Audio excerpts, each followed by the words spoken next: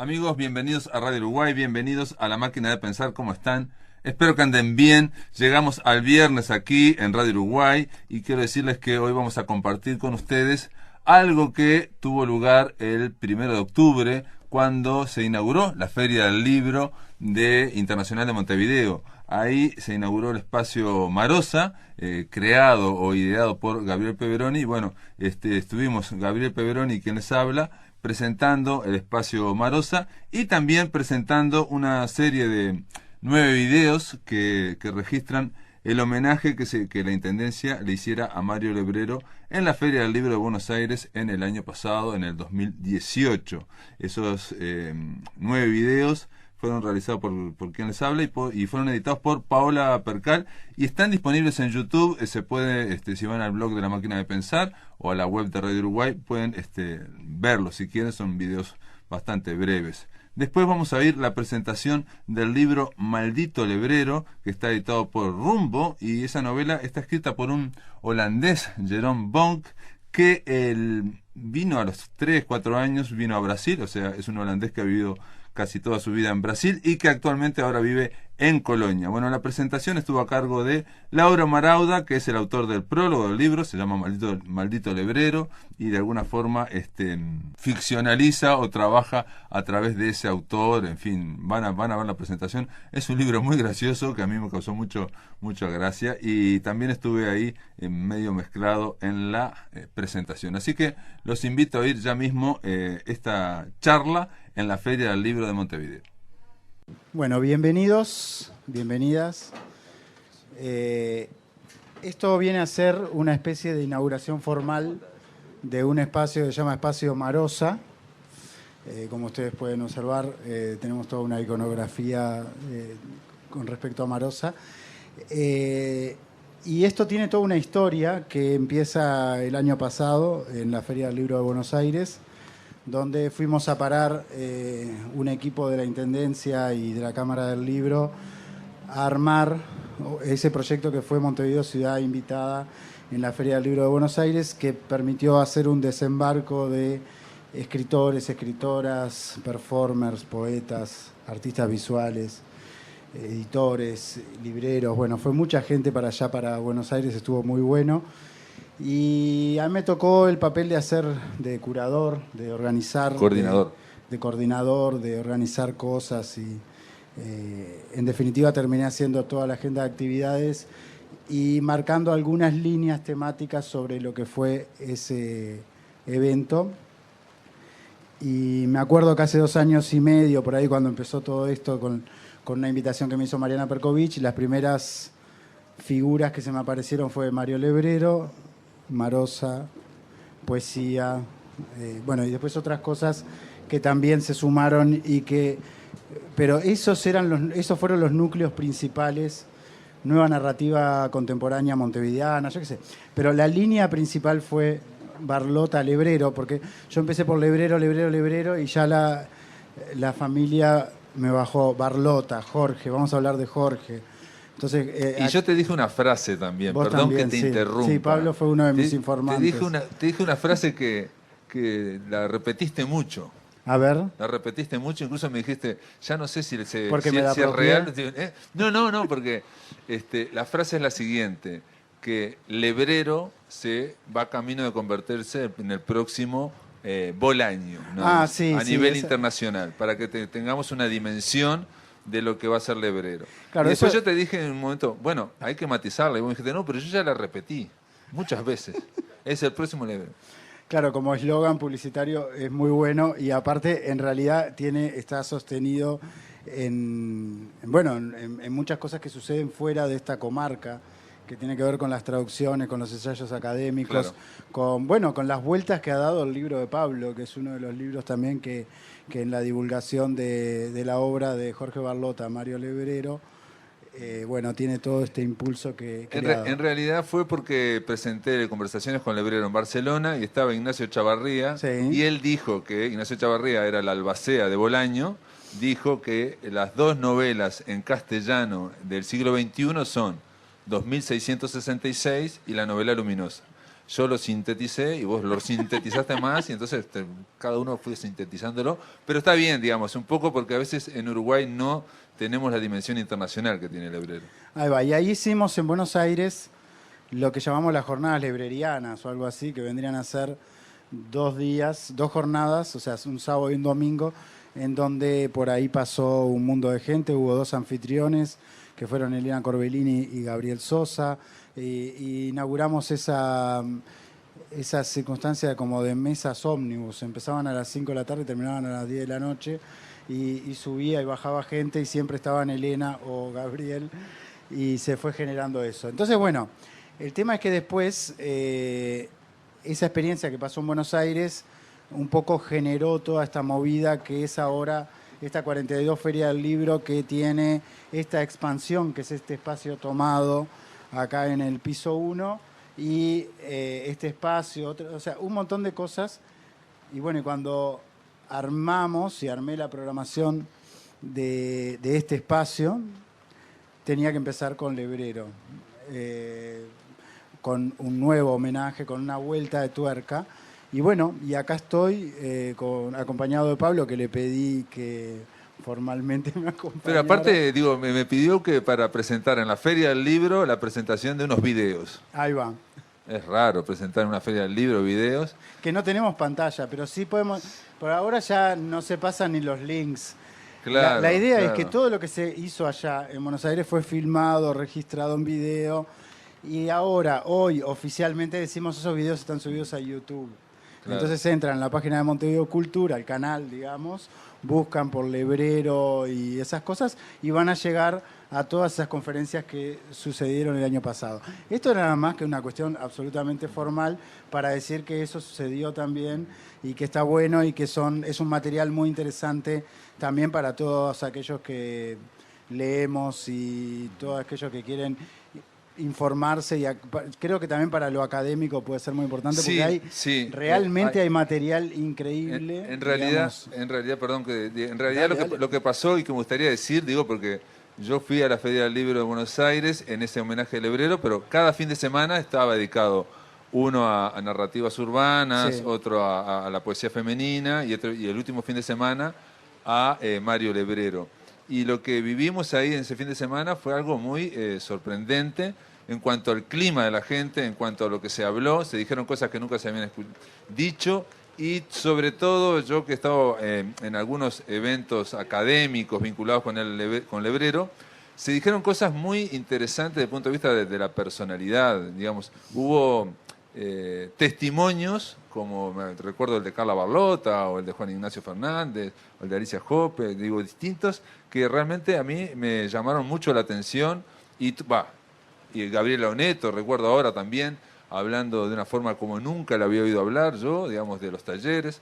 Y me pareció que era un material realmente, te lo dije en su momento, riquísimo. Me pareció una cosa que eso era realmente que había que difundirlo, y sobre todo para aquellos que después vienen a estudiar al Lebrero o que les interesa el Lebrero, en fin.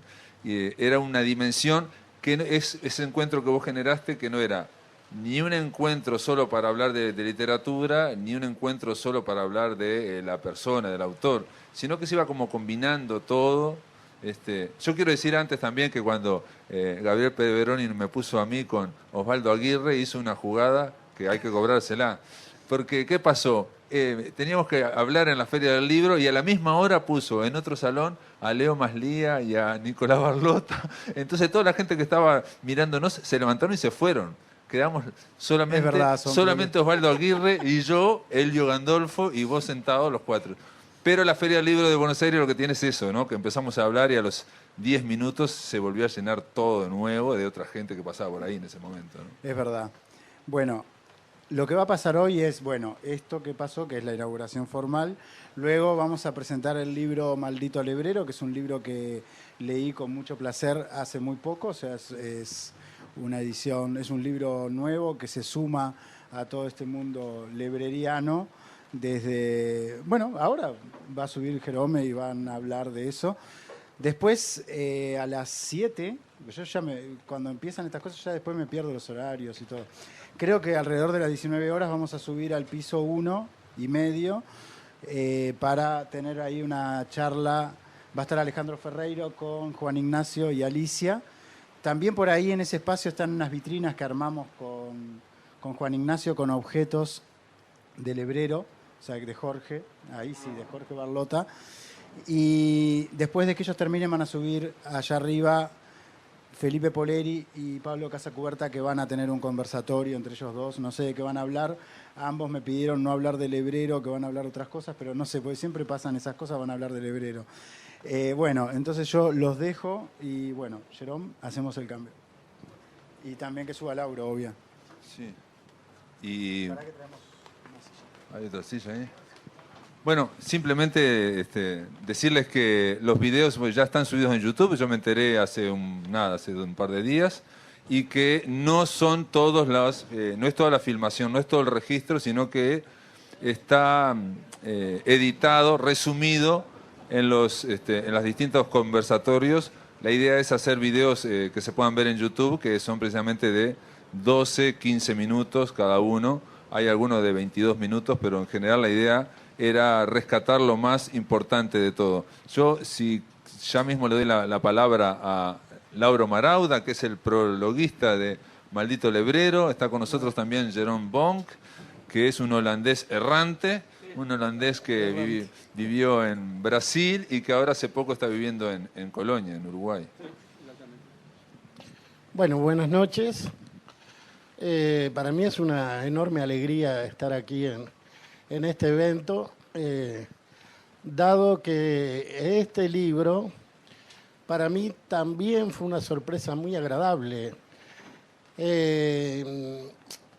Siempre es difícil hacer referencia siquiera a una personalidad literaria como Lebrero, que es personalidad y es personaje.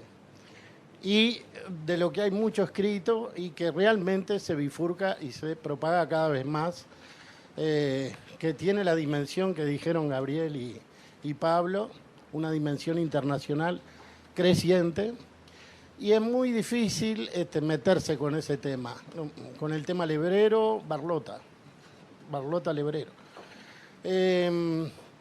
La sorpresa es que fue tratado con un humor, con una desparpajo, con una fluidez, pero también con un cuidado literario tan grande, que realmente uno se siente reivindicado con la tarea que realiza, de formar de alguna manera, no digo escritores, pero hacer talleres literarios con personas que aspiramos a escribir mejor, la tarea que hacemos de divulgación, de difusión, el prólogo en este caso, simplemente. Lauro, en tu caso, perdón, sí. En tu caso, yo hiciste un libro sobre ciencia ficción, estoy recordando, ¿no? Sí, una antología de claro, ciencia ficción, donde incluiste a Lebrero también, ¿no? Incluía a Lebrero. O de cuento fantástico, perdón. Sí, hice varias, estuve en varias cuestiones de ciencia ficción. El tema es que con ese modelo, con eso, es muy difícil estar a la altura. Ajá. Ese es el asunto. Y Jerome no solo estuvo a la altura, sino que además zafó un poquito también del simple homenaje al Lebrero o de repetir los esquemas o los recursos del Lebrero. Zafó. Sí. Logró la forma de tener una distancia con el autor y hacer algo original. Sí, es un libro original. Sí, yo creo que ningún escritor uruguayo se hubiera atrevido a hacer un libro con Lebrero de protagonistas o sobre Lebrero. Sí. Pues, creo yo, digo, es mi visión, ¿no? O sea, estoy en el tema de las letras y creo que es muy sencillo. Nadie se quiere acercar mucho al sol porque se quema. Entonces, claro. Y todo el mundo quiere tratar de mantener su perfil, si se quiere. Y nadie, aún haciendo una cuestión paródica, se hubiera acercado, me parece a mí, de esa manera como se acercó el Maldito Lebrero, que no es que un personaje... por ejemplo, Ramiro Sanchís hizo una novela distópica donde hay un comisario que se llama Lebrero, pero no tiene nada que ver, es un comisario que se llama Lebrero. Acá no, acá es Jorge Barlota, sí. Y lo que hay aquí también es algo que tiene que ver con la literatura yo te decía, Jerome, conceptual, o sea, de la última literatura, estamos hablando del siglo XXI, ya cuando, y tiene que ver con el arte conceptual. ¿En qué consiste el arte conceptual? En tratar de reír o de jugar con todas las instancias, con lo que es el arte, con lo que es la producción de arte, con lo que son las galerías y finalmente con lo que es el autor. Entonces se empieza a ver, cuando Andy Warhol agarra y empieza a fotocopiar, obviamente se está haciendo toda una operación sobre lo que es el autor, ¿no? Lo está desmitificando, lo está deconstruyendo.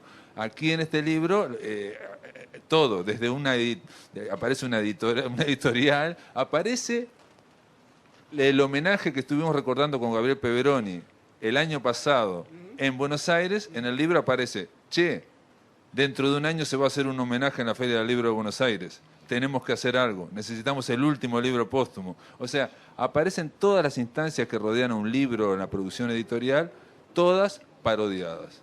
Sí, justamente me parece que una de las virtudes es haber captado el espíritu del hebrero y haber hecho parodias nuevas en torno a lo de siempre. Claro, ¿no? claro. Hay recursos que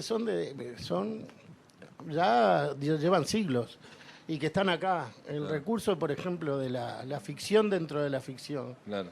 Ya estaba en el Quijote. Don Quijote es una parodia de una novela de caballería, pero además, según dice el autor, es la copia del manuscrito de un árabe loco que hizo un libro, Sid Ahmed Benengeli. Sí, Entonces sí, estamos en un tercer grado de ficción. Claro, Ni siquiera estamos leyendo el manuscrito del árabe, estamos leyendo la copia del manuscrito. Claro. ¿Está? Ese juego que Borges lo llevó al máximo, ¿no? Claro. Borges lo llevó al máximo, pero digamos en plan serio. Borges escribía en plan serio, pero detrás de todo Borges hay una gran carcajada, ¿no? Claro, es un juego con la autoría. Exacto. Y acá hay un profundo juego con la autoría. Eso no es nuevo, pero sí son nuevos los elementos, sí es nueva la Feria del Libro de Buenos Aires, sí es nuevo el tema de los derechos de autor. Sí.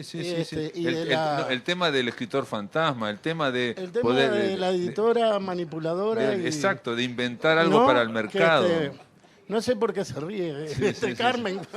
No. Y el mismo hecho, digamos, cuando uno lee el libro que termina al final y llega y dice, este libro fue escrito por, ahora no me acuerdo, pero por Menganito, Sultanito, fue corregido por Sultanito y fue comprado por usted. Que es el que lo tiene en la mano, por el lector, digamos. Está en juego todas las instancias que hay en torno a la literatura. Exactamente. Y están todos los roles invertidos. Exacto. ¿No? Porque el que es editora, por ejemplo, el que es editor, es personaje también. Sí. Jorge Barlota y Mario Lebrero tienen distintas psicologías y distintas funciones a lo largo de la novela. Y a veces estamos leyendo en un tercer grado de ficción o cuarto. Exacto. Hay mucho juego literario, alguno universal que viene de antes, y algunos elementos que lo hacen muy actual, que lo hacen muy cercano al personaje, algunos insultos actuales, como se dicen ahora, ¿no? Como se decían antes. Exacto. El Tanat. Un elemento aparece el Tanat, el vino uruguayo, el vino uruguayo aparece. El Malbec. No, y hay otro detalle también que le sirve para anclar, digamos, toda esta operación, porque esta operación que yo empecé a decir puede ser muy intelectual, ¿no? Y no es para nada intelectual el libro. Le sirve para anclar, digamos, el plagio está en el tema de precisamente el cuestionamiento del autor. Lo que vos decías, ¿no? Decía, el Quijote que encuentra de Cervantes un manuscrito. O Borges que va encontrando manuscritos y va pasando tal cosa. Bueno, toda esa historia del plagio está basada en la telepatía, en el miedo al plagio que puede haber por la telepatía, digamos. Sí, es maravillosa. El hebrero, digamos. El hebrero tenía miedo a plagiar telepáticamente. Sí, es maravilloso cómo lo maneja Jerome. Bueno, eso. Y cómo acá uno de los tantos problemas es que lo que se está plagiando no está en el soporte del libro, está en la mente del hebrero. Claro. Hay un personaje que está comunicándose telepáticamente con toda la población en Colonia y les está mandando pensamientos y él está alterando la vida de la ciudad, Sí, con sí. peligro además para el turismo y para otras actividades. O sea que es muy ingeniosa la vuelta de tuerca de Jerome. Yo quiero conocer a Jerome también, porque Sí, yo también.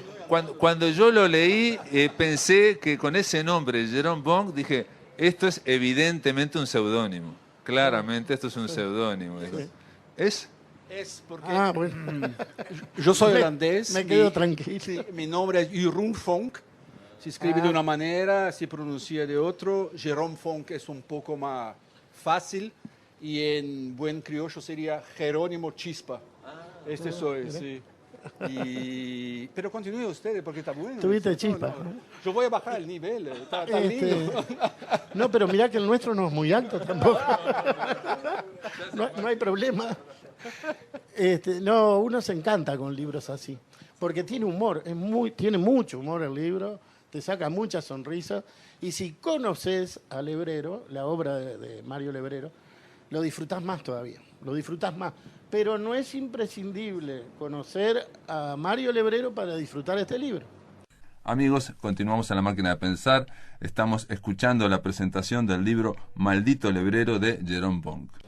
Tampoco estamos hablando de que haya digamos, que sea la misma poética que tiene Lebrero, por ejemplo. No. Aquí hay un juego, y porque aparte yo no sabía, Jerome Bong vive en Colonia. Yo pensé que también era un chiste que había pasado, me imaginé que era... Sí. Y ahora veo lo que dice la última página de Maldito Lebrero, porque aparte ya ponerle ese título es bastante jugado, Maldito Lebrero, sí. Hay como un pegarse, un reivindicar, en fin, de reírse de eso. Y termina diciendo, la novela termina diciendo, escribieron Jerome Bong, Jorge Barlota, Horacio Presno y tal vez ML, ¿no? Claro. Que Horacio Presno existe, Horacio Presno, ¿no? No, cuando empecé, yo escribí en portugués, ese es el libro original. Y cuando comencé a escribir, todos los personajes tienen nombres brasileños. Y pues, eso no va a funcionar. Tengo que botar nombres rioplatenses. Hay cosas del vecino, del tipo del restaurante, donde voy a tomar un vinito. Y ahí fui compondo los nombres y surgieron esos nombres. Y Jorge Barlota es JV, Jerome Bong también es JV. Es mucha coincidencia, ¿sí? Jorge Barlota se tornó un personaje también. Bueno, dice, escribieron Jerome Bong, Jorge Barlota, Horacio Presno y tal vez ML. Tradujo al español, porque había que traducirlo, estuvo escrito Román Presno. Corrigieron Martín Fagula, Juan Daniel Tat, Marquesa Rosario y Lauro Marauda. Ahí parece Lauro Marauda. Ilustró la cubierta Carla Vogel-Killer, diagramó Lady Laura K. Gillon, Claudio de los Santos, y usted compró este libro, muchas gracias. Ahí está incluyendo al propio lector, ¿no? Al que lo compró, ¿no? Que yo pensé, digo, pero eso sí lo compré, si lo robé, ¿no? Es parte de los chistes, ¿no? Usted participa también usted lector. Exacto, estás incluyendo dentro de la operación al propio lector. Exacto, sí. También un recurso que también ya estaba visto, pero que lo resignifica Jerome, es el personaje que discute con el autor. Claro. Y que, ¿no? Y que forcejea con el autor y que... Eso ya estaba en Unamuno, que era admirado por Lebrero. Unamuno, claro, Niebla. Pero también está en Saramago, también lo hizo. La famosa Nibola, que él decía. Nibola, ¿no? en Niebla, Y sin embargo acá también se resignifica eso. Y lo de Maldito Lebrero, cualquier escritor, ¿no? Que realmente tiene alma de escritor, lo siente en algún momento. Claro. Quiere matar a su modelo, quiere. Yo diría maldito Obvio. Kafka, por ejemplo. Claro. ¿No? Que no me deja vivir, no me deja ser yo mismo. Porque nacía la literatura con él, porque me acompañó siempre, y no me lo puedo sacar de encima. Sí, pero hay esa excepción, pero la primera excepción de maldito, que funciona en portugués, yo creo que funciona también en español, es que cuando el tipo es más competente que vos, más listo, más inteligente, maldito, y está siempre adelante de mí. Pero, pura y sana envidia. Sí, exactamente. Y maldito también significa los raros en literatura, en la arte, lo que quedan todos los parámetros que no se puede colocar en una cajita. Sí, sí, toda la vertiente del malditismo que hay a nivel literario que es anterior a los raros y todo, que estamos hablando de fines del siglo XIX, los malditos, que viene del simbolismo francés, de los franceses. Acá también hay una serie de cosas, por ejemplo, la de un hostal que se llama Le Brero, eso existe y está, es un hostal que yo entrevisté al gerente y son argentinos que venían con un proyecto para poner un hotel, muy sencillo, con otro nombre, y cuando están reciclando toda la casa, se enteran que esa casa era la casa del Lebrero.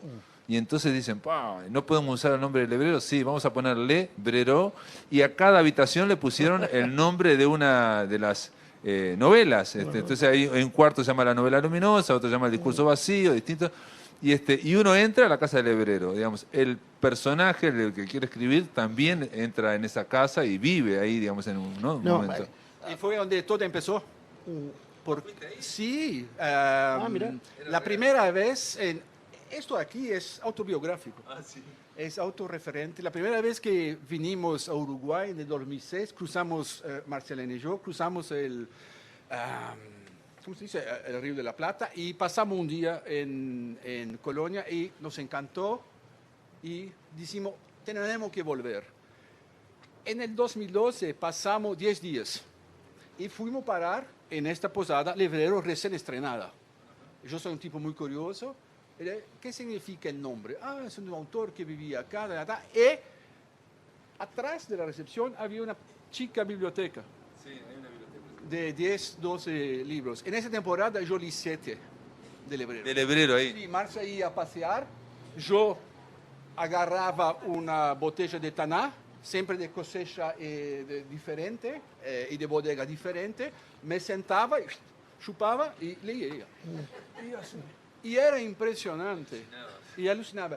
Y ahí había mucho tiempo que no había encontrado una lectura que me fascinara tanto. Antes de él, tal vez hubiera sido, no sé, Kurt Vonnegut Jr., que es un otro loco norteamericano, también un raro. Sí, Catch 22. Exactamente. Y continué a leer Lebrero hasta que en 2014, continuando a leer Lebrero, pasamos un mes en Coronel del Sacramento. Marcia es carioca, así que cuando hace 25 grados ya es invierno. Aquí es el polo sur para ella. Y fuimos a pasar un mes en Colonia para hacer un test drive para ella, para ver si, porque ya estamos planeando venir a vivir en Uruguay. Y una noche yo tuve una pesadilla horrible donde apareció Lebrero. Y yo le decía, pero hombre, todo lo que yo pienso, todo lo que quiero escribir, ya escribiste. Maldito Lebrero. Y ahí empezó. Y ahí empecé a escribir. Fue un parto. Este libro me tomó 3 años y medio. Y el primer borrador tenía la mitad. Y algunos amigos me leyeron, pues, pero esto no es un libro, es un cuentito. Yo dije, ok, hay que poner más. Ahí escribí el segundo libro, que se llama, ese es Maldito Lebrero, el segundo libro se llama La maldición del Lebrero. ¿Y dónde está ese libro? ¿Hasta aquí? No, eso yo lo tiré a la basura. Sí, solamente me quedé con el título, tal vez, y ahí engordé este libro. Ahí tuve la oportunidad de conocer a Mauro Larauda, que hice una lectura crítica. Conocí a esta valiente editora y ahí está. Carmen Galuso. La conociste a Carmen Galuso. Bueno, muy bien, tuviste suerte. De ahí te estuvo acompañando también. Lebrero. Y encontré un oficial de la Marina Mercante Uruguaya, jubilado, que fue capitán de alíscafo en Colonia, que también es escritor, que se llama Román Presno, y no Horacio Presno, así el Presno es su nombre, y descubrí que él entendía perfectamente portugués. Y pues, vamos a traducir, y él empezó, no, traduzca tú, porque... Y él tradujo el libro, y ahí está, tradujo el libro, y ahí está.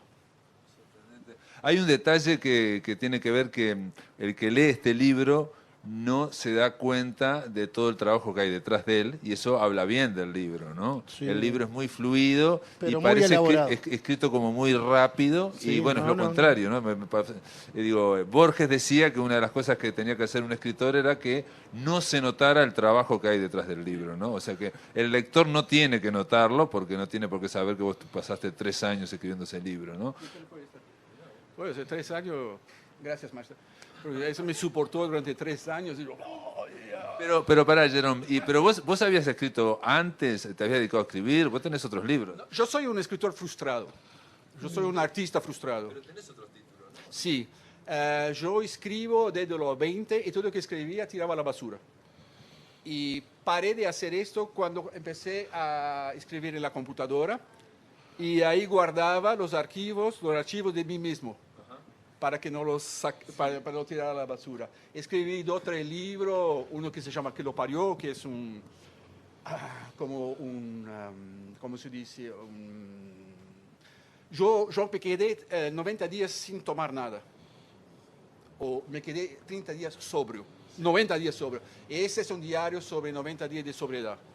Quería atingir nirvana, y tal, no atingí nada. Pero escribir realmente fue este. Mi orgullo de haber escrito este libro. Pero esto salió primero en Brasil. Este estaba primero en Brasil en portugués, lo lancé en abril y el segundo en junio ahora. ¿Y lo presentaste acá? No lo has presentado. En Colonia. Sí, en Colonia y ahora acá. ¿Y en Brasil te dijeron algo? ¿Alguien lo leyó? Porque en Brasil yo sé que al hebreo lo han traducido. Por lo menos está Dejen todo en mis manos. Están haciendo un esfuerzo muy grande. Lanzaron Dejen todo en mis manos por una pequeña editorial y Penguin Random House, la grande, lanzó la novela luminosa este año me parece, sí. Los brasileños no leen mucho. Brasil es un mercado muy grande en términos de gente, son 210 millones de habitantes, pero leer, nadie lee. Aquí se lee mucho más. Yo sé que he hablado con académicos brasileños y sé que hay mucha gente interesada en el hebreo, digo, de los académicos que yo he hablado, atención, tampoco de todo Brasil, estoy hablando de alguien de San Pablo y de gente sobre todo de la Universidad de Santa Catarina, que me manifestaron y que querían traducirlos y bueno, y gente que se contactó conmigo por el interés por el hebreo, digamos, ¿no? Realmente en ese sentido, alguien me dijo incluso que tenía que ver mucho con la sensibilidad brasilera, increíblemente, el humor que tiene el hebrero y cómo se va llevando las cosas. Ahora, en este libro, Maldito del Hebrero, también aparece un posible juicio por derechos de autor y aparece todas las posibilidades que hay en torno a un libro, el invento de un libro, el invento del autor, el invento de encontrar, entre comillas, la novela póstuma para poder presentarla en un homenaje que se va a hacer en la Feria del Libro de Buenos Aires. O sea, combinaste cosas que estaban pasando, cosas que te pasaron a vos, ¿no? Con Colonia, el Hostal del Hebrero, y cosas que tienen que ver con yo te digo, jugar con el concepto de autor y con todos los conceptos que hay en torno a un libro, ¿no? Editoriales, de distribución, de crítica también, de todo. ¿Eso de dónde lo sacaste? ¿Cómo se te ocurrió? Yo soy un lector desde siempre, y así que nunca se crea nada, ¿no? Tiene siempre referencias y va trabajando esas referencias. Y para mí, Maldito Libro es tan inteligente, es tan listo, que ya había previsto que alguien iba a intentar estafarlo. Perfecto. Y ahí por eso que aparece, ya había dejado el sobre con el texto y todo, pero ya estaba andando de una otra forma. Es un homenaje a esa inteligencia, a esa creatividad que tiene él. Y... pero perdón, no es solamente un homenaje o no solamente a esa inteligencia, sino que también es muy coherente con convicciones que tenía el hebrero en torno a la telepatía, en torno a la posibilidad, digamos, de de proyectar ideas, de proyectarse en los otros o de resonar en los otros. Hay toda una serie de cosas que obviamente Lebrero se las tomaba en serio, pero aquí figuran de alguna forma también, aparecen como un eco de eso. Sí, sí, sí, verdad. Son temas que son caros a Lebrero. Cuando leí... Sí, a mí me interesa mucho. Yo creo mucho en un sincronismo junguiano. Yo creo que las cosas... nosotros somos Ortega y Gasset decía, yo soy yo y las circunstancias. Vivimos todos en la misma época ahora, de una manera o de otra. Sí, y hay algunos sincronismos y yo creo que hay algunas comunicaciones que son extra palabras, pero yo soy ateo. Pero extratemporal, por ejemplo, pueden saltar el tiempo. Tal vez sí, porque el tiempo es también muy relativo, depende de lo que es el tiempo. Eso es una cosa muy relativa también, pero sí creo en esto, sí, sí. Sé que se pueda comunicar de otras maneras, que no necesariamente es necesario hablar o escribir. Y como yo soy un escritor muy perezoso, es verdad, yo escribí muchos libros, pero son todos acá.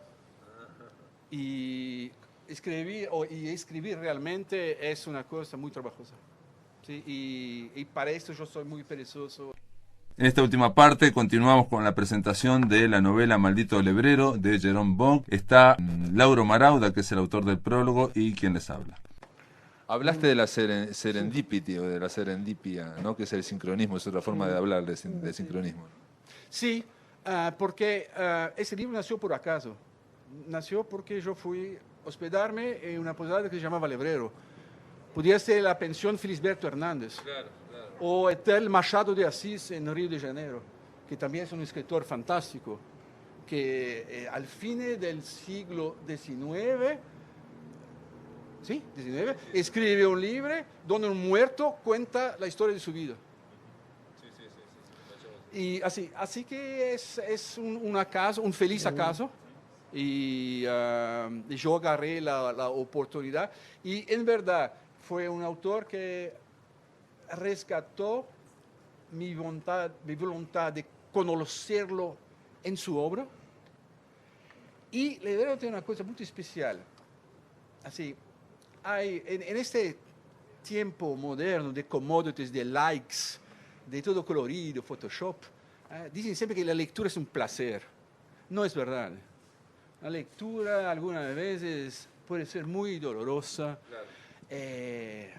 Puede ser asustadora. Generar angustia. Y cuando empecé a leer Lebrero, y sobre todo en la novela luminosa,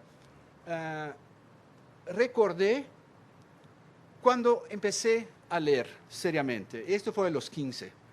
Como premio de buen alumno que yo era, mis padres me mandaron a un internado católico por 2 años. Esto para un holandés protestante y ateo es el 7º cielo. Y no se podía hacer nada, solamente los deberes, estudiar y leer. Y si hiciste todo, podías leer al final del día 1 hora.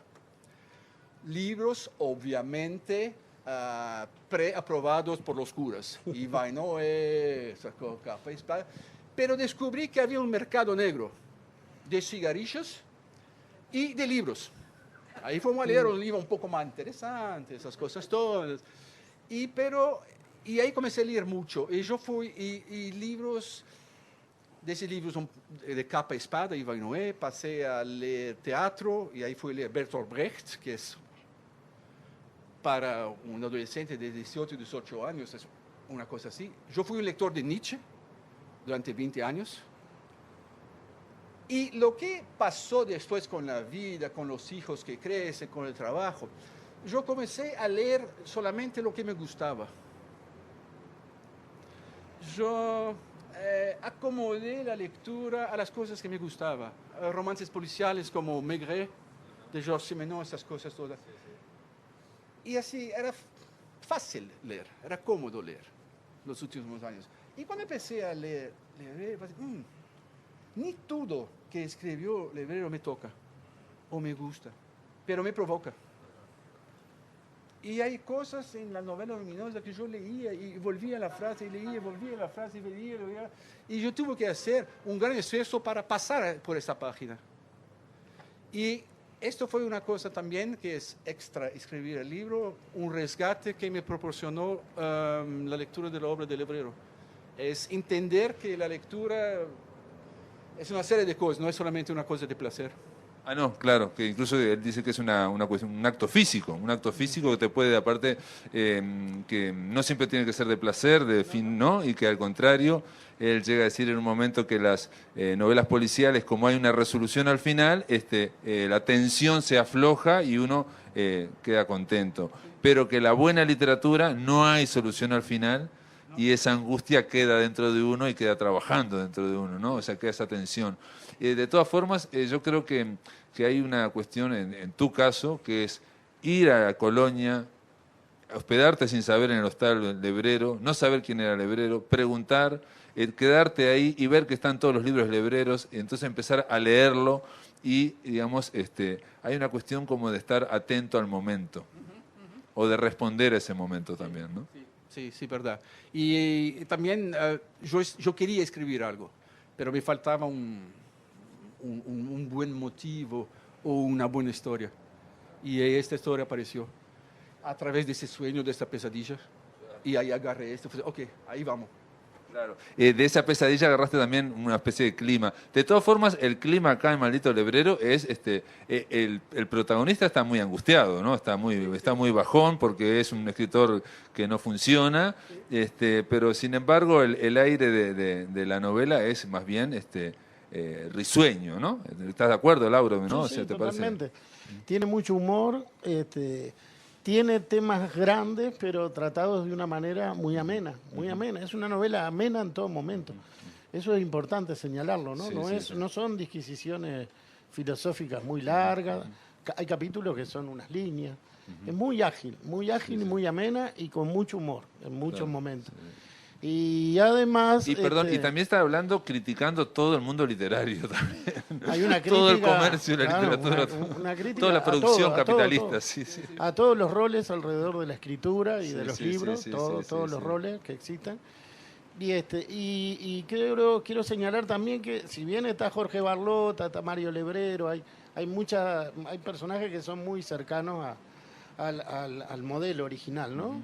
También hay un Horacio Presno que es fascinante, es un personaje fascinante, que tiene un dilema ético y lo resuelve bien. Claro.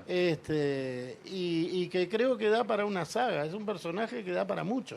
Bueno, a mí... Ese es un personaje propio de Jerome. Sí.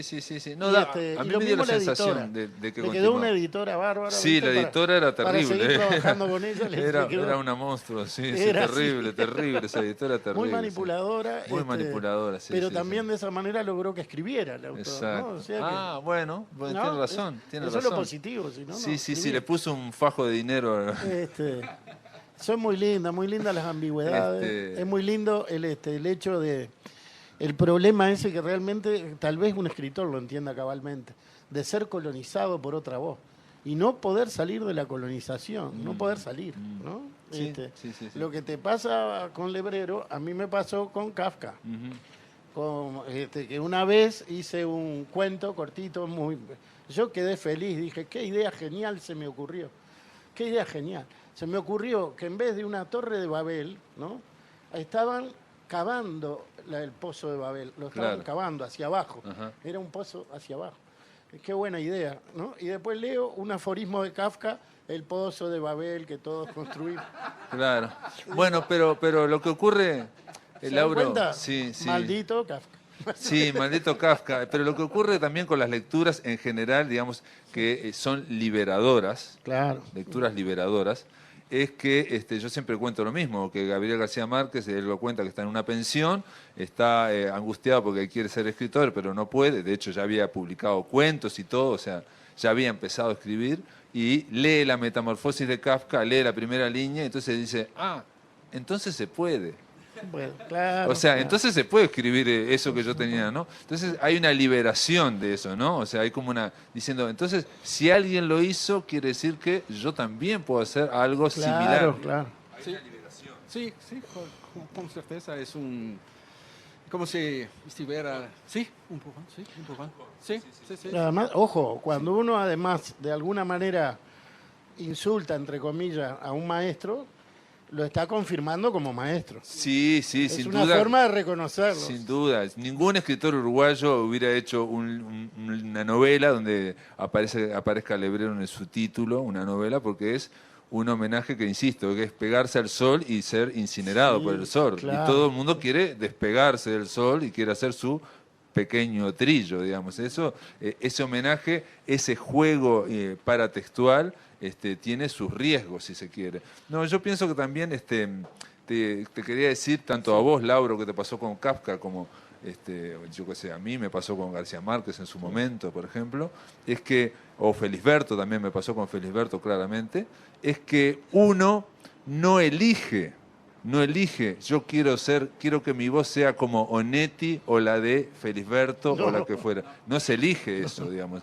Es algo para mí que ya está adentro, digamos que no puede salir, no puede expresarse, entre otras cosas porque no le damos permiso para expresarse, y cuando encuentra una voz que ya está lograda, potente, dice, entonces se puede. Entonces se puede, y ahí se larga. Sí, sí, esa es la parte buena. Sí. La otra parte es que estamos colonizados por algunas voces, Es que, ¿no? es que una de las cosas que dice Borges en un momento que es extraordinaria, dice esto. Borges dice, estamos repitiendo frases de poetas que no conocemos su nombre, cuyo nombre no conocemos. Claro. Porque la literatura está una y otra vez amasada por frases y por temas y por formas que nos anteceden durante siglos. Y se sabe de Julia Kristeva para acá y otros teóricos, se sabe que estamos en un mosaico de citas, ¿no? Claro, sí, una especie una voz, un carnaval. La literatura son citas, son referencias a obras anteriores, ¿no? Bueno, no se parte de la nada, ¿no? Sí, yo ahí discrepo un poco, Lauro, podemos discrepar también. Claro. También yo creo que si uno va hacia su propio inconsciente, ese inconsciente, digamos, si se logra conectar con eso o con porciones de ese inconsciente, cosas que aparezcan de ese inconsciente a su vez no está individual, digamos, ¿no? Hay un inconsciente, no sé si colectivo, de la humanidad, digamos. No es casual que gente de África con gente de América o gente de Europa sueñen los mismos sueños, digamos, que te persiga un lobo, que te persiga un animal, digamos. Hay cuestiones que son arquetípicas y que aparecen. Entonces, yo no discrepo con eso. ¿Eh? Pero ese es otro autor. Ese es Jung y estoy Claro. de acuerdo con él. El inconsciente ¿Estás de acuerdo o no? Sí. Bueno, entonces estamos de acuerdo los dos. Entonces, a nivel de por arriba, digamos, es todas unas citas literarias, pero por abajo, digamos, por decir por el inconsciente, también todo eso está vinculado, ¿no? Inclinaciones a los arquetipos, inclinaciones y lo interesante también de esta novela es que los pequeños detalles acercan a los personajes. ¿No? El hecho de leer con las piernas para arriba, ¿no? El hecho de tomar vino y leer, el hecho de, ¿no? Pasear a solas por una ciudad. Son actitudes bien cercanas, bien humanas, y que el escritor de raza, como creo que es Jerome, la sabe manifestar como nadie, ¿no? La sabe justamente plasmar lo que todos sentimos, pero que no lo podemos expresar. Yo creo que lo importante, hay muchas cosas, pero a mí lo que me pareció es que es una voz que por un lado no se toma en serio a sí misma, es un narrador que no se está tomando en serio a sí mismo, pero a la vez es un narrador que tiene muchas angustias, que las va convirtiendo, las va tratando de convertir en humor, digamos, pero hay un fondo muy de angustia, digamos, ¿no? Y creo que... Sí, ya te dije de Jung, te estoy diciendo, ya quedamos así, Jerome. Y no, pero yo creo que así se hace, es una forma de hacer literatura. Y no sé, me parece que creo que por acá ya está presentado el maldito Lebrero, ¿no? Yo te puedo hacer una terapia focalizada. Sí. Carmen, ¿querés preguntar algo? No, ya está. Sí.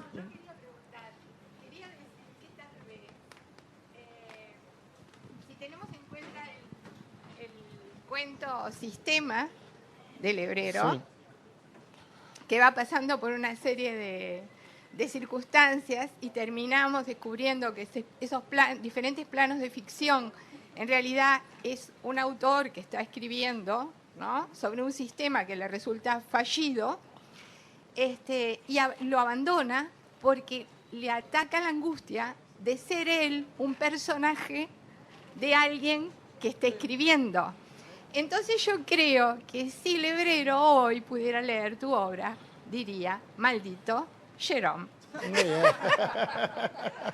Bueno, muchas gracias. Gracias, Claro. Lauro Marauda, gracias, Gracias. Jerome. Gracias a todos. Gracias a ustedes. Gente, espero que les haya interesado, espero que les haya gustado. El libro, reitero, está editado por Rumbo. Al final también escuchamos a Carmen Galuso, que es la editora de esa editorial. Y nada, se terminó La Máquina de Pensar. El lunes continuamos aquí a partir de las 19 horas por Radio Uruguay. Que lo pasen muy, pero muy bien.